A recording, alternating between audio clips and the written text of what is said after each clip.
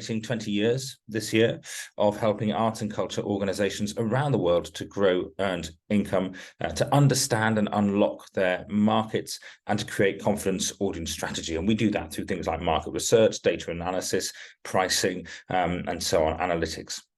Today, we are proud to say that we have worked with more than 750 cultural organizations and visitor attractions around the world. Today, I want to take a look at this question about whether loyalty and frequency are the same thing. And if not, what is the difference? And to think about some of the useful metrics that organizations with membership schemes should think about tracking. And I think analytics and BI are going to be essential to the future of membership. And I want to talk right at the end just a little bit about why. Recently in Copenhagen, I had the pleasure of hearing the German entrepreneur and concept promoter Berthold Seliger speak about how people engage with art in all of its forms. And he spoke a little about my specialist subject of pricing. And well, he said, I really don't understand why anyone would do dynamic pricing and make art too expensive for the common people to afford. Now, I sell dynamic pricing, the sort of notion of data-driven fluid pricing, and dynamic pricing software. But there was a part of me that I must admit was quite moved by this just simple sentence that was right in the middle of his talk. I thought it was perhaps quite revealing about Germany and indeed Scandinavia, that arts are seen as important and worthy of funding and support. And perhaps the picture looks more complicated when you actually live and work here. But I thought it is worth making the distinction to start off with the UK and what's happening there. So in the UK, if we take theatre, for example, we tend to fund buildings at 3 scales: small, where there are under 400 seats, mid-scale, where there are roughly 400 to 900 seats, and large scale, where there are 900 seats or more. We also fund artists and theatre makers, for example, musicians, of course, and others, directly to make shows, to make great art themselves. In the commercial market, the market which doesn't receive funding, there tends to be a concentration of venues at the small and large scale. There are fewer mid-scale venues and a small number of commercial producers, small in number but very powerful, tend to create the acts or the shows that tour. Now, I am an opera fan. I won't take you through this Mugs Gallery, this world tour from the Berlin State Opera right through to Florence down there in the bottom right-hand corner, but I'm an opera fan. And opera is a good route in to talking about how subsidised arts in the UK are funded right now. At different intervals, organisations in England, Scotland, Wales and Northern Ireland are told how much funding they're going to get to help them cover their core running costs. And the most recent funding round in England hit opera very hard.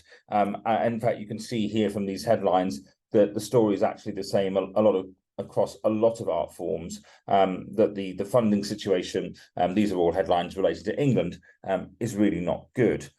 For decades, what we called the mixed model meant that funded organisations were expected to earn about a third of their income themselves, generate a third in donations and memberships, and receive a third in grant.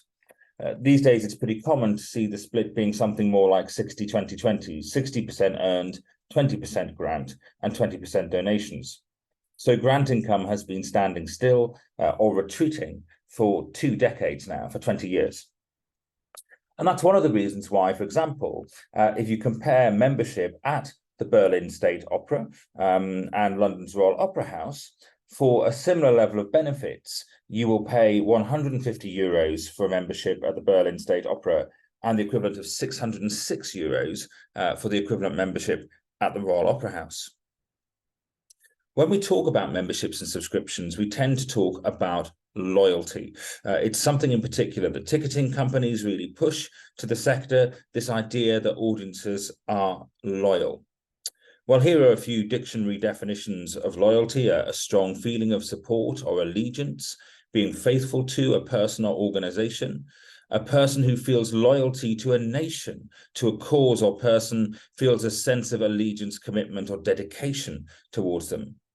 Is that what we really have in the arts?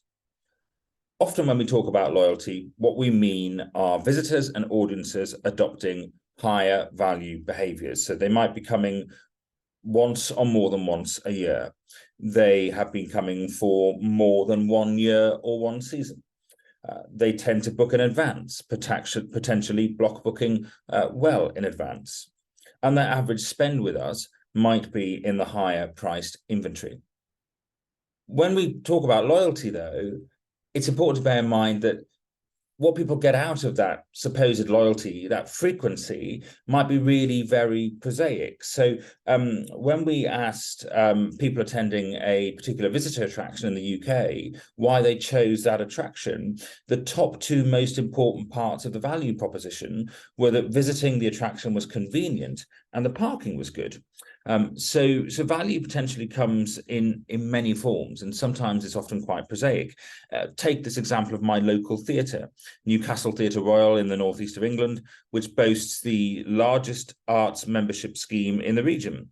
Now, that is true, but if you want a refund or exchange at the Theatre Royal, you have to take out the lowest level of membership.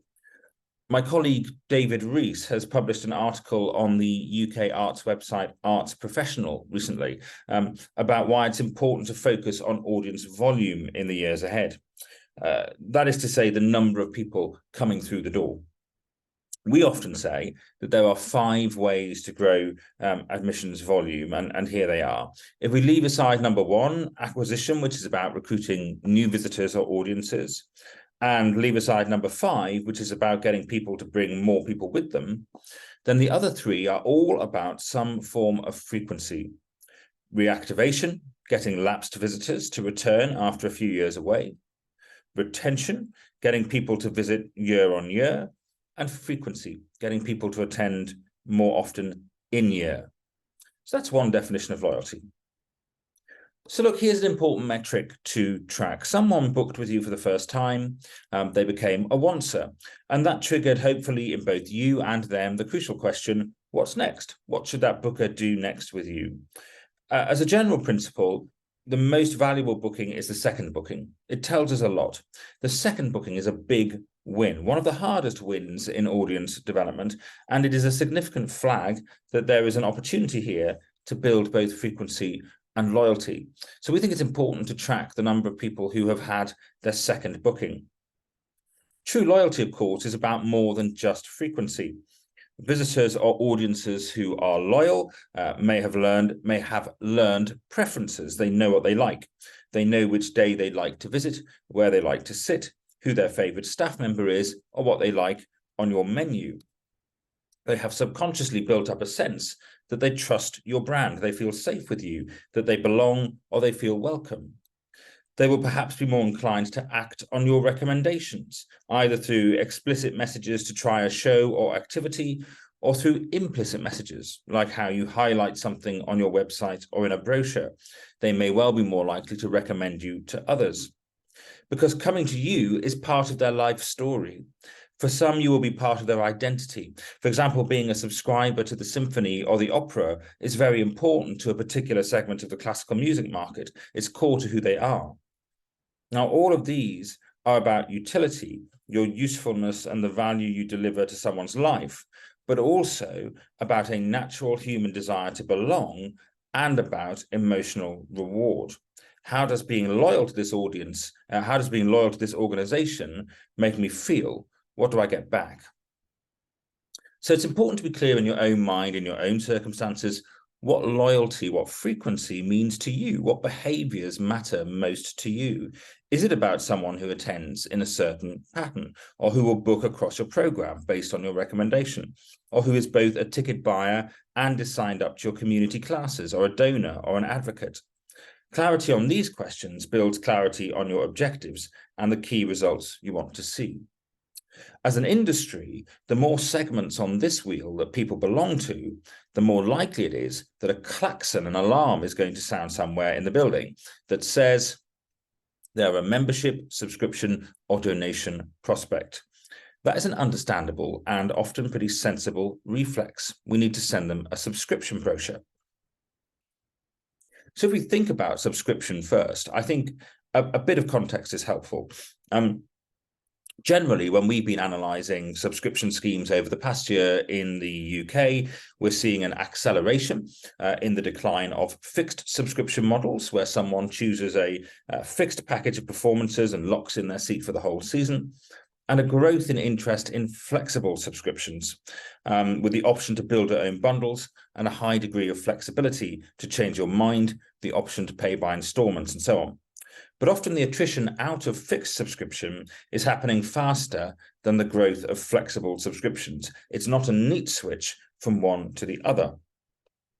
Now, it's worth saying that our friends at JCA in the United States, JCA Arts Marketing, are seeing some different data over there, where in a recent report analysing data from 28 different organisations that you can get from their website, they've seen a significant expansion in both choose your own subscriptions and memberships or pass programs, credit programs. An example of a credit-based frequency or loyalty program would be our client Il Rossetti, the State Theatre of Trieste, Italy, which has this stunning ceiling artwork showing the stars in a night sky. Well, pardon me, subscribers can buy any number of stars, seats effectively, and then use them flexibly. So I might buy 10 stars, and it might cost me 1 star to see Ginger and Fred on a Tuesday night, or 4 stars to see another show on a Friday night. It's really simply a prepaid credit model, but dressed up around the story of the building of Il Rossetti. And it works tremendously well as fixed subscribers in the blue have been declining on these charts. The star subscription in the purple has been making up the core of subscription income. This is all pre-pandemic data, and since the pandemic, stars have continued to grow and grow, even in the kind of context pre-pandemic of overall subscription decline. And star subscribers actually spend more overall, you see down there at the bottom, than many fixed subscribers. Only the small number of platinum and gold subscribers who attend absolutely everything spend more. And so flexible subscription does not necessarily mean a cheaper subscription. Let's look at some real data from a flexible subscription scheme operating this year in the United Kingdom. Where did this year's flexible subscribers come from? What were they doing previously? And the answer is all sorts of things. The grey bars up at the very top of the chart are new to file bookers, all bookers who were lapsed. They hadn't been for several years, so completely new, or people who hadn't been for several years. This segment are classic subscription prospects, higher value bookers or fixed subscribers trading down to Flexi from other programs. This segment, nearly half of all of the Flexi subscribers are from lower value segments moving straight into subscription. So well-designed, flexible subscription, or an annual pass model even, will draw in prospects from many different sources. And indeed, we recently completed some analysis for a venue in which we found that 48% of their flexible subscribers purchases in 2022 were completely new to file bookers. The trouble is we often need to tell ourselves there is more order in this picture, in that chart. And so we tell ourselves that loyalty is a ladder or a funnel or a pipeline, that it is a linear process in which people gradually fall in love with our organization, often looking at rich analytics. Having really good Power BI dashboards, for example, gives us a different picture. People move in and out of loyalty or frequency in all sorts of ways. And if anything, customer loyalty and frequency is not a funnel, it's not a pipeline, it's not a ladder, it is a ball of wool after this kitten has finished playing with it. We can, of course, though, bucket, cohort, or segment audiences, and this is really essential for strategic marketing. One of the things that we like to do is pretty common practice. We use a series of metrics around recency, frequency, and monetary value, RFM, crunch those numbers to give bookers a ranking, and then break the constituents in an organization down into 10 groups. So decile 1 on the left here are the top 10% of bookers, and decile 10 are the bottom 10% of bookers. If we look at the behavior of decile 1, the top 10%, we see just what a difference there is in recency, frequency, and monetary value. So let me just expand this. So comparing the top 10% on the left to the whole booking population on the right, we see that on average, people at this large regional theatre in the UK attended 152 days ago, compared to the overall average of 251. They've come 1.6 times per year, rather than the average of 1.2. They've been coming on average for 2.6 years, rather than the population average of 1.3. They account for 34.6% of the total ticket value. The average yield paid sits a bit above the rest of the population. They account for 24% of all donations, and they donate more often and to a much higher amount. And there's another stat which is cropped off the bottom there, which is that they cross over performance classifications. They cross over different art forms much more than the average constituent in the database does. So we think that the most successful membership programs are often a way of recognizing what people are already doing and encouraging them to keep doing it. And we encourage organizations to track the percentage of bookers who are members. It's a really broad rule of thumb, but when we sort of look at membership programs, we often think if more than 10% of your active bookers are members, then you're doing really well. If fewer than 5% are members and you're not seeing significant ticket purchases from them, then there may be something wrong with the membership program. It may be that there's a disconnect in the value offered, the value proposition, and what people are paying for. I'm going to head towards the close with some data from a visitor attraction here as an example. People's reasons for taking up a membership may be to do with loyalty, as we've been saying, or they may be really prosaic and centered on what they're trying to do, their jobs to do. This is slightly old data now, but it tells such a clear story, I can never resist showing it. This is from the Royal Academy Summer Exhibition a few years ago, when the queues to get in can be very, very long indeed. And it shows the numbers of members joining on any given day on the y-axis, and the number of individual tickets sold that day on the x-axis. What you can see in the pink half of the chart is that on days when ticket sales get above around 1,900 a day, membership sales take off because members can jump the queue. And there is a segment of the market that at the time were willing to pay £85 to avoid queuing for a £12 ticket. So loyalty is about repeatedly firing up the part of our brain that thinks heuristically, the bit of our brain that thinks fast, that takes mental shortcuts, and is particularly driven by reward, that is influenced by the examples and experiences of others, driven by word of mouth, that categorizes and compares with other experiences to decide what to do, that is heavily motivated by emotion and feelings. Coming to you feels good, and they want to feel good. Or the bit of the brain that is attracted to a good deal or the best quality. Let's simplify this a little. Loyalty in the eye of the buyer, then. Imagine this is the iris of an eye. Loyalty in the eye of the buyer is driven by some combination of utility, that is to say usefulness or meeting a need, and that utility may come from something really prosaic, practical, belonging, being part of something and feeling like you belong, and reward. It makes the consumer feel happier or calmer or smarter or inspired, whatever that may be. And loyalty, of course, has rewards for us as ticket sellers also. Just before today, I took a small sample of performing arts organisations in the UK to get a little snapshot of just how important the top 20% of bookers are by recency, frequency and monetary value. In a concert hall, the top 20% of bookers accounted for 48% of the total ticket value sold in 2022. In a largest theatre, a mid-scale theatre, that proportion was just shy of 59%. In an opera house, 63%, and in this sample of small-scale theatre, 71.6%. So frequent customers, loyal customers, if you do want to call them that, really do matter, even if these numbers might have been even higher pre-pandemic. For visitor attractions, it's much more variable.